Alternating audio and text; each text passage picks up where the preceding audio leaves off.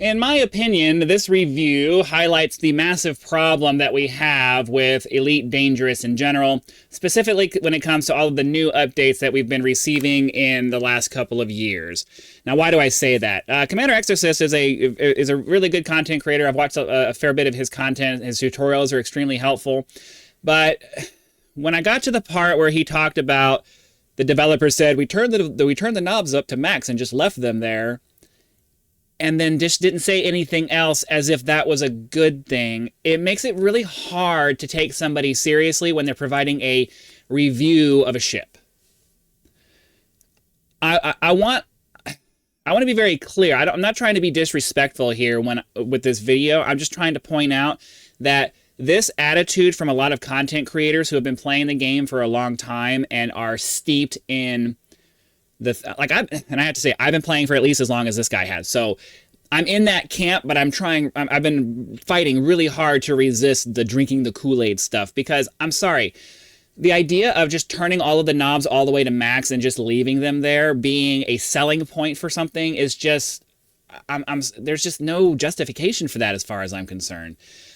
To make a video game fun and interesting, there needs to be variety. There needs to be contrast. There does need to be friction. I know you guys hear me complaining all the time about the friction in this game, but you have to differentiate between the kinds of friction that you can have in a video game. I have no problem with crazy amounts of friction that makes sense from a logical perspective. This happens because this happens because this happens. There's a reason for why it's happening. The friction I complain about is the friction where somebody made a bad design and you're forced to just live with it because, oh, we just decided that that's how it's going to be and we don't want to change it. That's where I start getting irritated about friction. When it comes to ship design, and I made a proper ship design philosophy video recently talking about this, a ship should have a single thing that it does really well because it's designed to do that. In the real world, you cannot design anything to do everything really, really well. And the idea that the selling point of this ship, and I guess he was talking about the Mandalay, I can't remember at this point in the video. If the selling point of the ship is we turned all the dials up to max and left them there, that anybody would say that that's a selling point for the ship it just comes across as disingenuous to me. I can't take you seriously if that's your opinion on this ship. They made everything excellent about it, and that's a good thing. Again, my intention here is not to be disrespectful. It's to call attention to a trend in the Elite Dangerous content creator community where there's too many people who are just happy with the developers to do anything with the game. So they give these glowing reviews about things and talk about how awesome these things are. And it's like, yeah, it's nice that they're doing things for the game, but you guys aren't paying attention and you're not drawing attention to the fact that it's very minimal things to the game, and they're making token easy, brainless decisions that they know are going to cater to people who don't put into any thought into anything. And if that's the kind of game you want, okay, sure, I guess if that's what you really want to happen, if that's what the majority of the player base wants to happen, just make the game as easy as possible with no thought behind how things are supposed to work and whether things actually make sense and, is believable enough to immerse you into this fake world that they've created. If that's what you want, then I guess I'm the minority voice, and there's not enough people out there who care enough to actually try to make a change. And if that's the case, then so be it. I'm going to continue saying what I think, but most of the content creators that I know about have been saying really awesome things about, this ship and the new changes and everything that's coming out.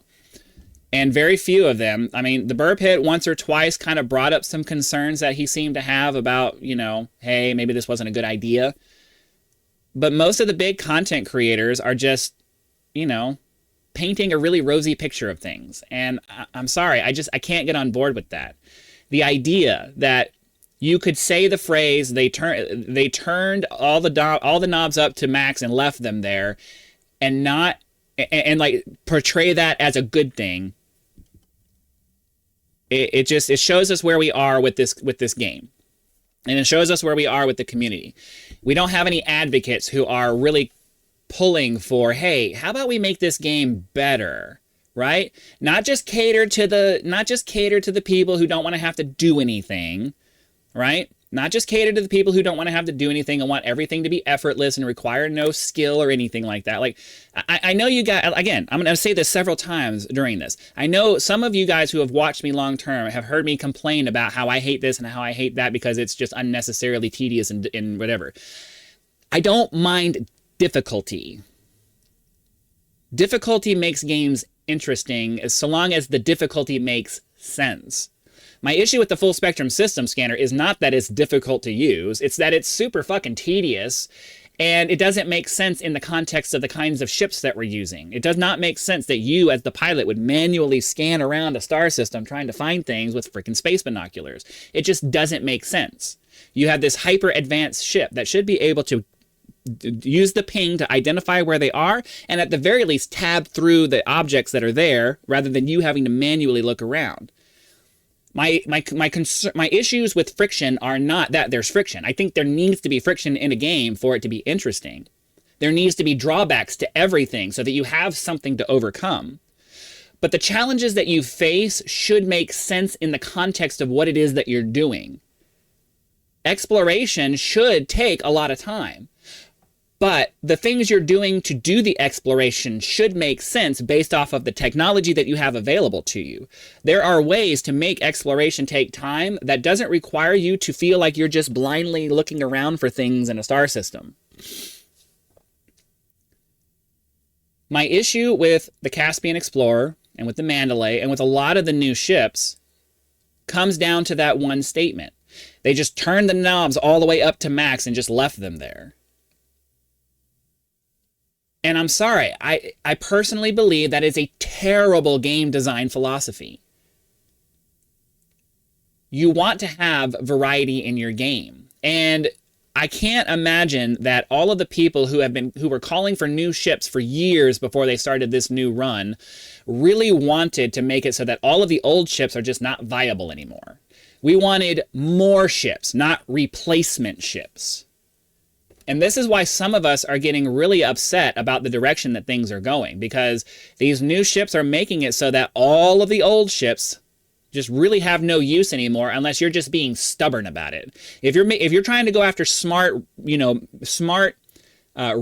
gameplay, you will not use any of the old ships anymore. If you're doing it because you're doing it for nostalgic reasons and you're being stubborn about it. But if you're trying to approach the game from a rational, we need to use the best tool for the job standpoint, you will never use any of those old ships anymore because they've just made them obsolete. And I don't think that's what any of the people who were calling for new ships before all of this was interested in. We wanted more ships, not replacement ships. I really wish that more content creators, and especially those of you who are on the partner program, would start to do a little bit of soul searching as to what it is you're contributing to here with this. Because, yeah, it's great to hop into a ship and, oh, it does all this really cool stuff and you're impressed for a little bit, but then you need to stop and think about what is this doing to the game as a whole. There are a lot of people who criticize me for watching Yamix, and I referenced him in one of my videos, but I'm sorry. I agree with with a lot of his positions when it comes to the way that this game is being designed. Right?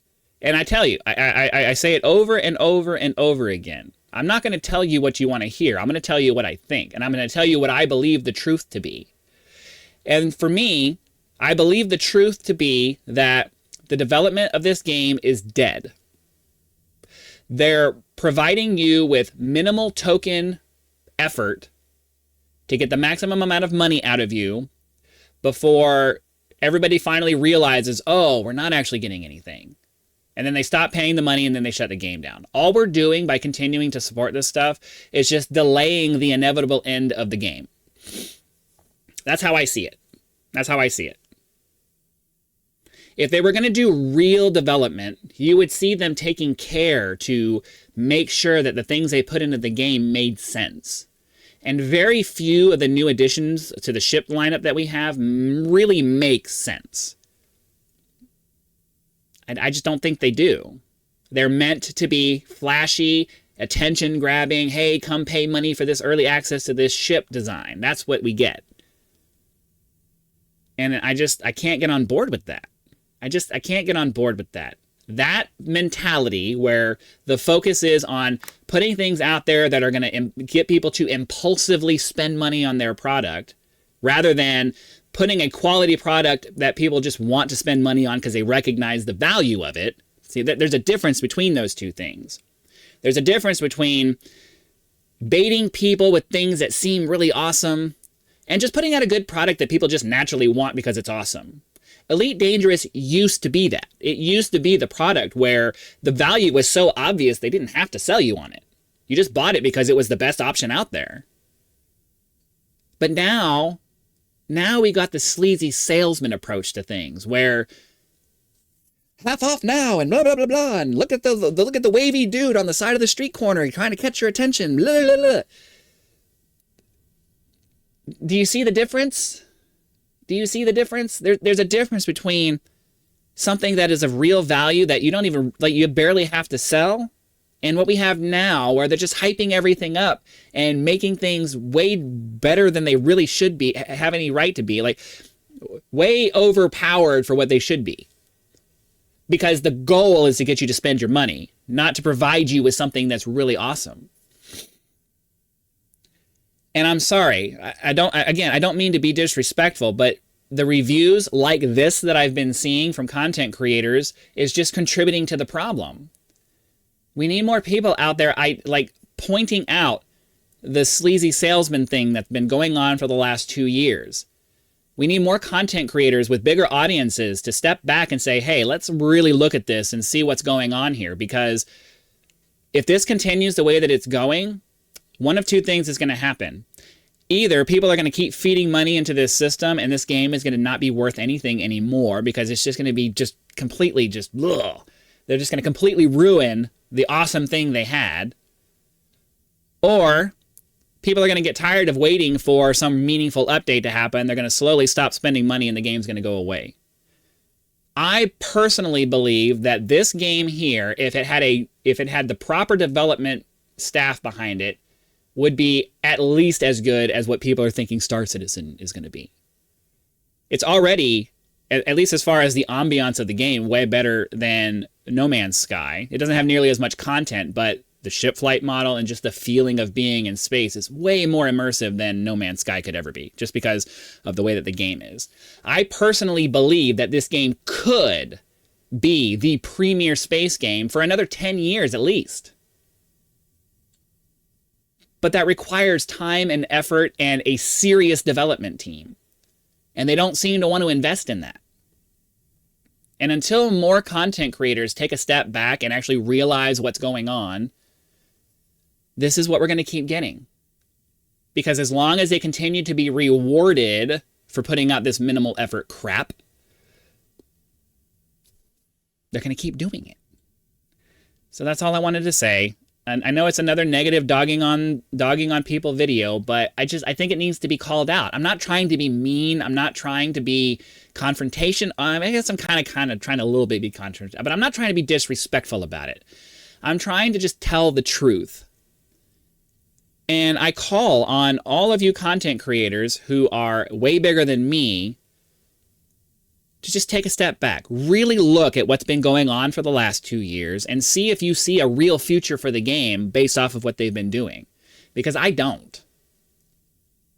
I don't see a real future. I see them making decisions that cater to the lowest common denominator because they want to make a bunch of money. That's not good game design. It's just not. So thanks for watching. Hit that like button, subscribe to help us reach 10,000 subscribers. If you'd like to support my channel, I do have PayPal and Patreon links, as well as the thanks button just below the video itself. Be sure to come back for whatever the next video ends up being, and I'll see you then.